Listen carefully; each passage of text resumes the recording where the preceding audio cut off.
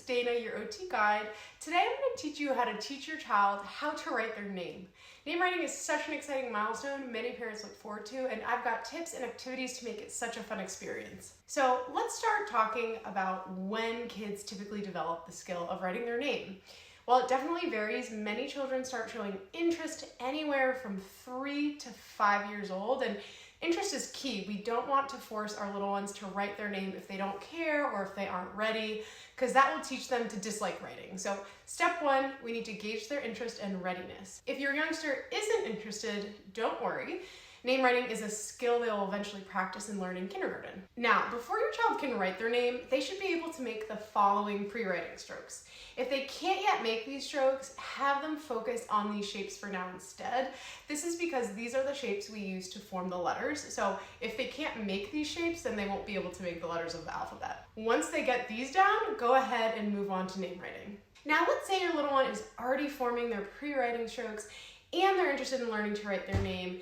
Here are the most important tips you need to remember to support them in their name writing journey. First, you're going to give your child a visual model of the letter you're teaching and show them exactly how you form the letter step by step. So every letter in our alphabet is made in a very specific way. Therefore, our youngsters need to be taught exactly how to write each letter. Don't have them do unguided writing activities, because then they're going to make up their very own creative ways to form the letters, which will lead to bad writing habits. Second, when your child goes to write the letter, make sure you give them a starting dot or starting smiley face.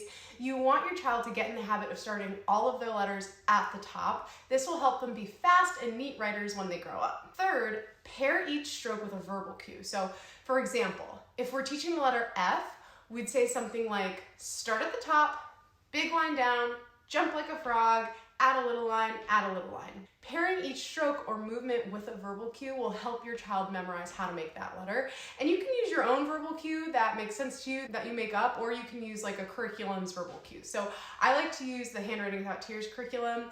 That is a handwriting evidence-based curriculum, and here's a list of the verbal cues that they use for each letter. Fourth, when teaching your youngsters to write, always start with just the uppercase letters. And this is because they're easier to form than the lowercase letters. So once your little one can make the uppercase letters, then you would move on to the lowercase. Now that we've discussed how to promote good letter formation, let's move on to some other useful tips you should keep in mind. So here's my next tip.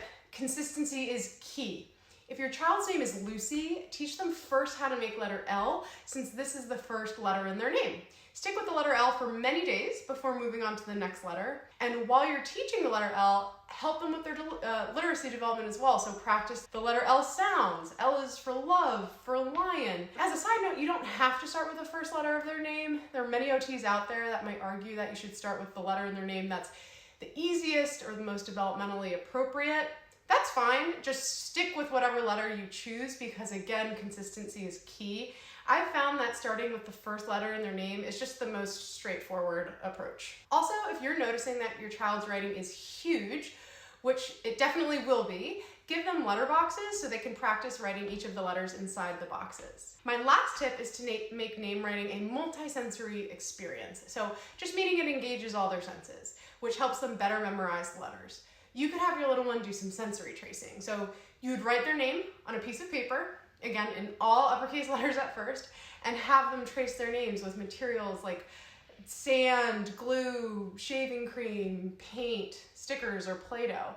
You could have your child practice building their name with Legos or blocks, or even going on a scavenger hunt to find all the letters of their name you've hidden in a sensory bin. Last, but certainly not least, as parents, we need to make sure we celebrate our child's progress. Every time they do something right, like let's say they start their letters at the top, celebrate it and be very specific with your praise. So you'd say, yay, you started your letter at the top, and would give them a big high five or a hug.